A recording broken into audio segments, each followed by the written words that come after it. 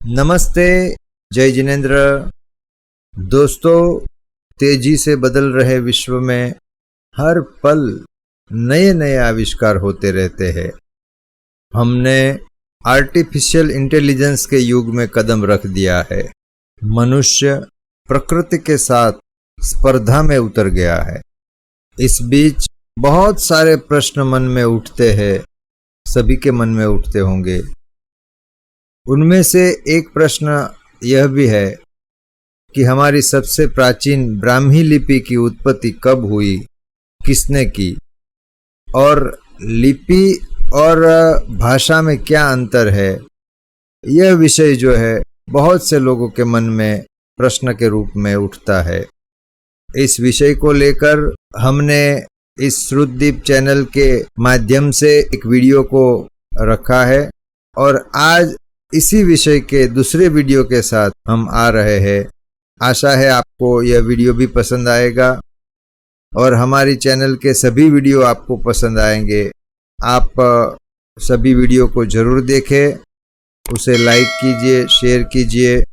और आज जो वीडियो है वह आज से कुछ साल पहले अगस्त 2018 में पुणे महाराष्ट्र में सेठ हीराचंद नेमचंद जैन अध्यासन तत्वज्ञान विभाग, सावित्रीबाई फुले पुणे विद्यापीठ व श्रुत भवन संशोधन केंद्र पुणे के उपक्रम से जो एक कार्यक्रम हुआ था, कार्यशाला यानी ब्राह्मी लिपि की जो है कार्यशाला हुई थी, उसका एक अंश है।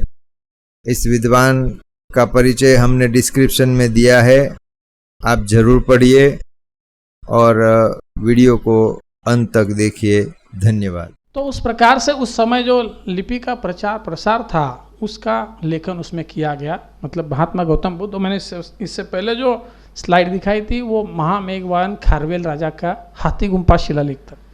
जब भारत देश का नामकरण करने का प्रसंग आया तो नेहरू जी के अपने बिब्लियोग्राफी में आता है कि उन्होंने ये कहा कि भारत का नाम कोई कह रहा था ये रखो, कोई वो रखो, कोई हिंदुस्तान रखो, कोई और कुछ अपने अपने विचारों से बता रहे थे। तो उन्होंने कहा कि सबसे प्राचीन उल्लेख एविडेंस जहाँ मिलेगा वो नाम हम भारत को देंगे, इस देश को देंगे।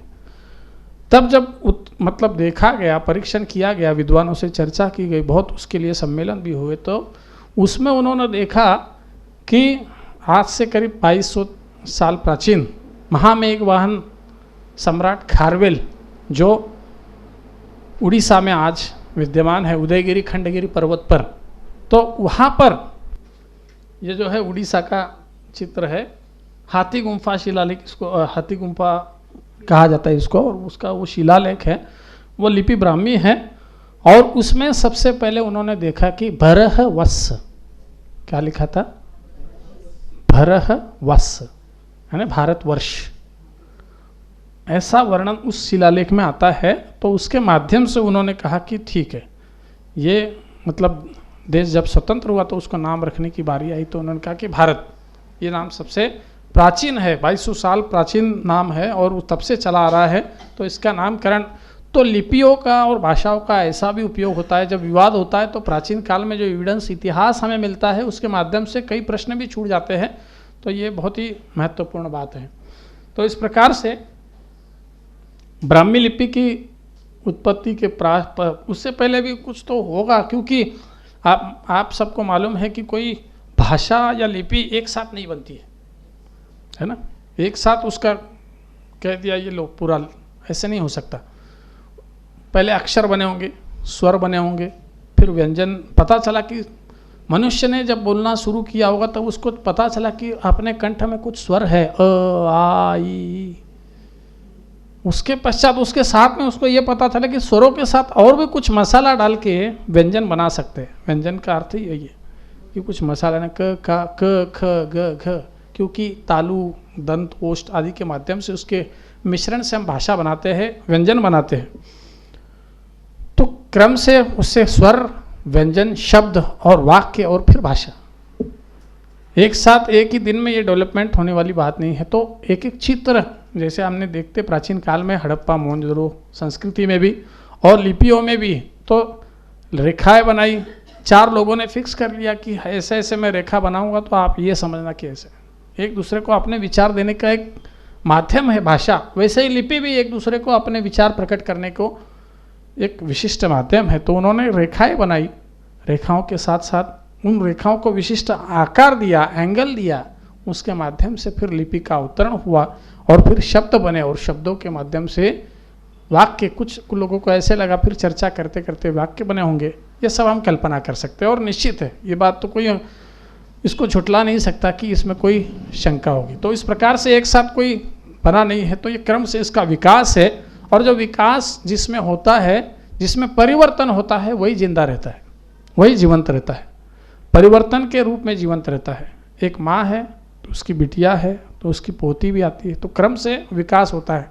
कहीं रुक जाता है, कोई कहता है तो वो खंडन हो जाता है, वो चेन ब्रेक हो जाती है। उस प्रकार से प्राकृत भाषा का भी इसीलिए विकास हुआ, प्राचीन प्राकृत, बीच में महाराष्ट्रीय प्राकृत और आज मराठी, है ना, मराठी भाषा की उत्पत्ति हम सोचते हैं। तो इसी प्रकार से लिपियों के भी जो अवतरण हुए, उसके जो परिवर्तन हुए, आज हम सबके लिए बहुत ही आश्चर्यकारी और बहुत ही मतलब इसमें विस्मयकारी ऐसे देखे जाते हैं।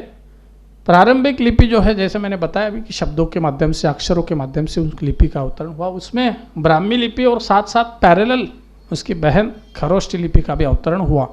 उसमें कुछ परिवर्तन करके, बहुत ज़्यादा फर्क नहीं है।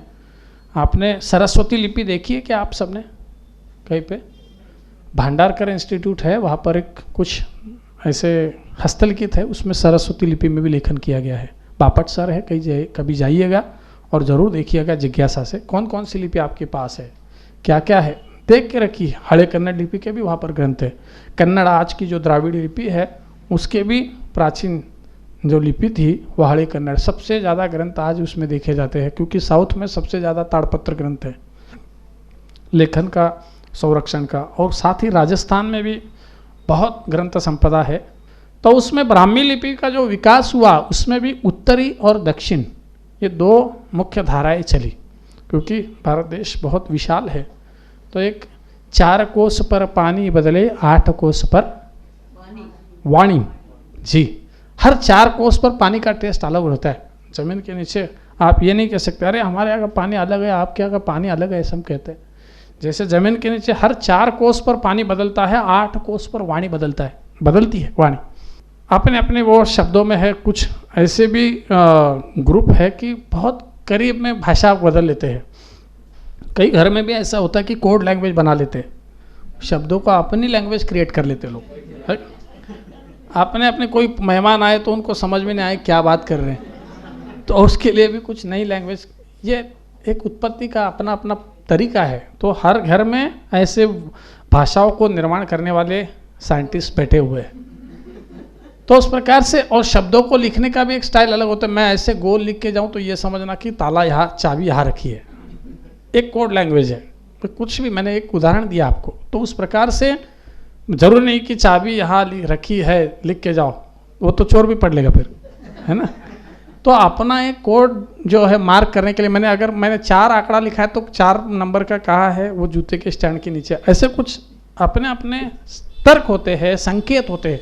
लिपि है कि एक दूसरे को संकेत बतलाने वाला माध्यम। तो इस माध्यम से ब्राह्मी लिपि की जो है उत्तरी शाखा और दक्षिणी शाखा, ये 2 मुख्य शाखाएं चली।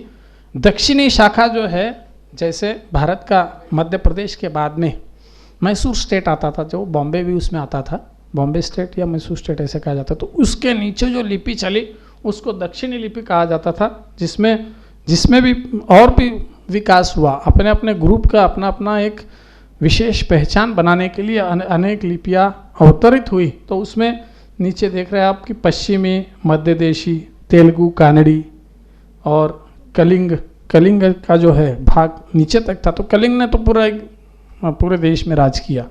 कलिंग जो है, कलिंग जो है खारवेल को कहा जाता है, और कलिंग अशोक को भी कहा जाता है, क्योंकि कलिंग के अधिपति इस माध्यम से उनको कहा जाता है। तो उनका तो नीचे तक पूरे दक्षिण भारत से लेकर पश्चिम भारत से लेकर अफगानिस्तान तक उनका राज्य चलता था। उन्होंने अपना एक विशेष संदेश भेजा था, तो उस माध्यम से उन्होंने अपनी लिपि लिखने का प्रयास किया। और बहेलुतु, हाँ, ये ज़्यादा प्रसारित नहीं हो पाई, लेकिन बहुत ही सुंदर लिपि इसका वर्णन आता है। तो ये दक्षिणी लिपि है जिसका हड़े कन्नड़ और कन्नड़ यहाँ तक और वही फिक्स चल रहा है अभी भी। लेकिन जो ब्राह्मी लिपि की उत्तरी शाखा थी उसका बहुत विकास हुआ, उसमें बहुत परिवर्तन हुए। और उसमें मौर्य काल में जैसे मौर्यन काल लिखा है, कल्पित नाम है उसका, मौर्यन काल, मौर्य वंश का जो काल था उसमें जो विकास हुआ, तो उन्होंने लेखन सबसे ज़्यादा किया। क्योंकि देख रहे क्या, सम्राट अशोक ने सबसे ज़्यादा लेखन के लिए, लिपि के लिए विशेष महत्व दिया कि इसके माध्यम से आज तक देखिए करीब 2400 साल तक, 2200 साल तक हम पढ़ रहे हैं उसी को। तो कितने जनरेशन, पता नहीं कितने जनरेशन, हर 100 साल में 4 जनरेशन भी पकड़ो तो कितने जनरेशन इसमें निकल गई जिन्होंने उसको सुना तो होगा, कहीं ना कहीं पढ़ा, कितने लोगों ने मालूम नहीं, लेकिन सुना तो होगा।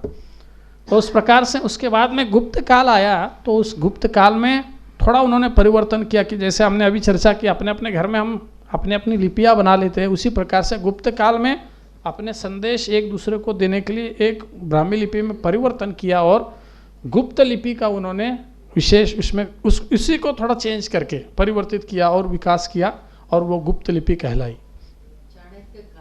जी बिल्कुल, चाणक्य था और कौटिल्य, वही सब काल था। तो वो कूटनीति कैसी बनाई जाए, लोगों को संदेश देते वक्त कोई लेटर दे के भेज दिया, हर कोई जाते वक्त पढ़ रहा है, किसी को मत दिखाना बोलने के बाद सबको दिखाते, तो उस प्रकार से वो सब पढ़ रहे तो सबको समझ में ना आए, लेकिन जिसको भेजा है उसको थोड़ा सही तरीके से समझ में आए, इसके लिए जो लिपि थी तो उसको ब्राह्मी लिपि का विकसित रूप था वो गुप्त लिपि।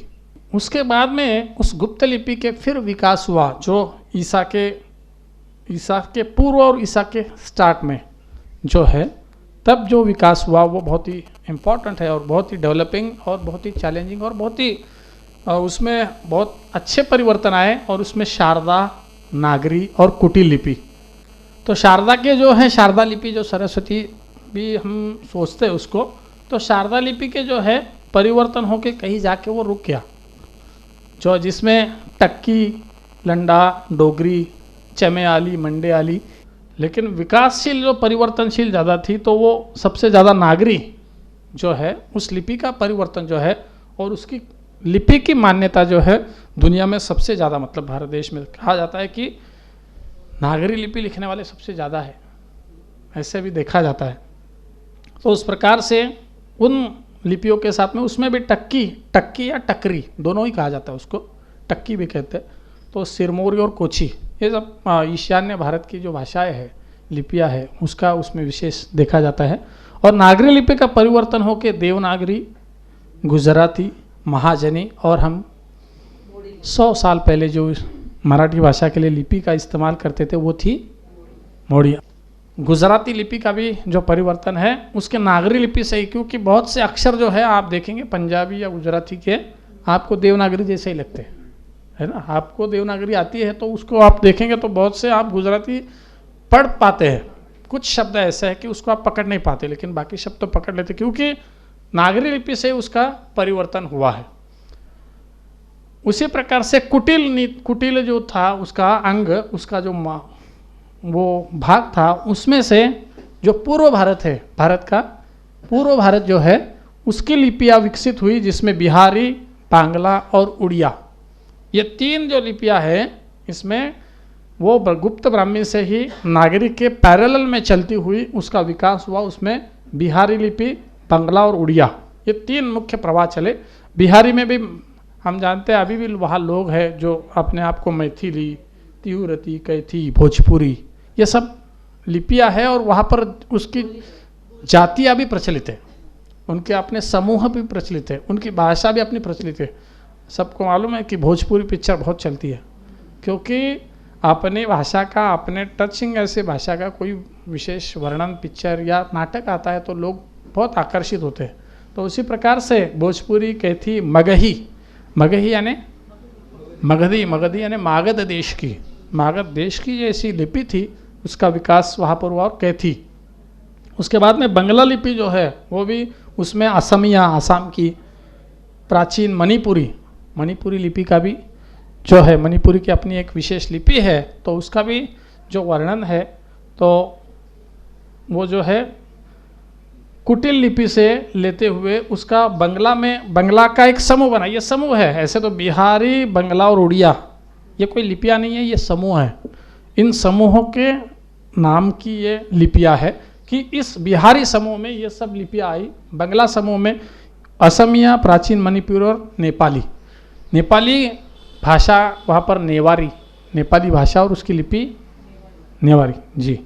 तो उसका भी, क्योंकि उसका प्रचार प्रसार बहुत हुआ, क्योंकि भगवान गौतम बुद्ध या भगवान महावीर, इन्होंने सबसे ज़्यादा मौखिक प्रचार जो प्रसार किया, इन दोनों ने बहुत किया। क्योंकि उन्होंने ये प्रथा चलाई कि अगर सामान्य लोगों को जगाना है, उनको अगर अपने विचार प्रकट करना है तो हमें विहार करना पड़ेगा। तो उन्होंने इस नेपाल, तिब्बत के से लेकर इधर अफगानिस्तान तक, नीचे भारत के अभी यहाँ कहते हैं महाराष्ट्र में भी कुंडल वगैरह कुछ ऐसे क्षेत्र है, वहाँ पर महावीर स्वामी का अवतरण हुआ था। तेर करके एक क्षेत्र है, वहाँ पर भी समोसरण लगा था। तो शास्त्रों में वर्णन आता है। तो सबसे ज़्यादा भ्रमण करके, विहार करके प्रचार प्रसार करने का उन्होंने प्रयास किया था।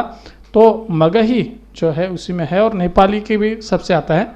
उसके बाद में उड़िया जो है उसमें ब्राह्मणी, करणी, गंतराम जल्दी की लिपि, एक जिले की लिपि अलग थी, वहाँ पर बना सकते हैं कोई भी। जैसे हमने घर की लिपि हम बना लेते हैं। लिपि विकास करना, अभी आज एक बार आपको पता चल जाए तो वो लिपि विकास करना कोई बड़ी बात नहीं है। अपना अ के लिए क्या लिखना है आपने एक बार निश्चित कर लिया तो उस प्रकार से उसका लेखन कर सकते हैं कि नहीं? बिल्कुल कर सकते हैं। तो इस प्रकार से ये बहुत ही विशाल ऐसा इतिहास का एक पन्ना है, इतिहास का एक चैप्टर है कि इसको पढ़ना या समझना बहुत लंबी कहानी है, इसको समझ सकते हैं।